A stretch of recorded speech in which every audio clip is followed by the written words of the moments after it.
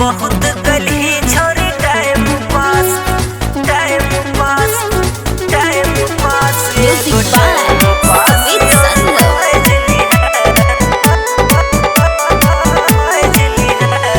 डाल दही number black list में यार भी नया एगो खोज लिहा। डाल दही नंबर ब्लैक लिस्ट में यार नया एगो खोज लिहा। बहुत कलही छोरी टाइम पास एगो टाइम पास और खोज लिहा। बहुत कलही छोरी टाइम पास एगो टाइम पास और खोज लिहा। अनगिनती तोहर चाहे वाला कितना से तू रोज मिले छी। शर्म नाम के त चीज नहीं छो, लड़का का बैटरी के सेल बुझे छी। इश्क विश्क के बाजी चोरी हमरा साथे खेल गली।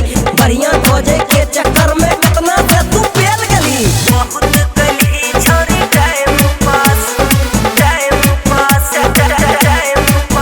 एगो टाइम पास और खोज लिहा।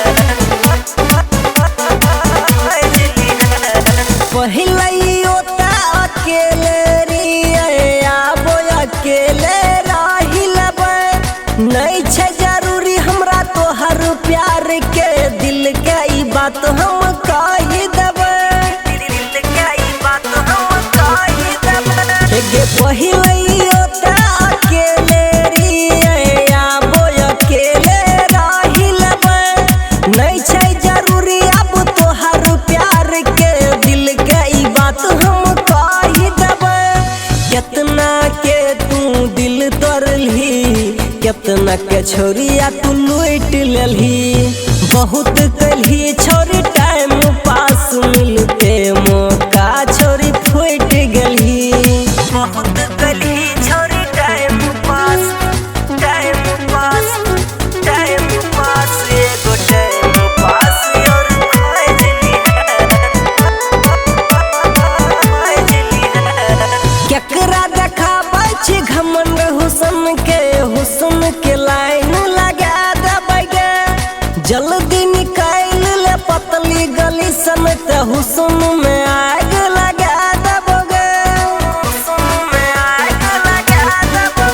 हे गे केकरा देखाबै छी घमंड हुस्न के लाइन लगा देबै गे।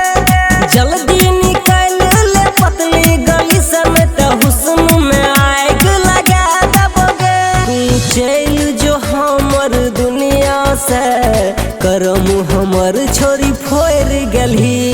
बहुत कलही छोरी टाइम पास मिलते मौका छोरी फोड़ गेलही।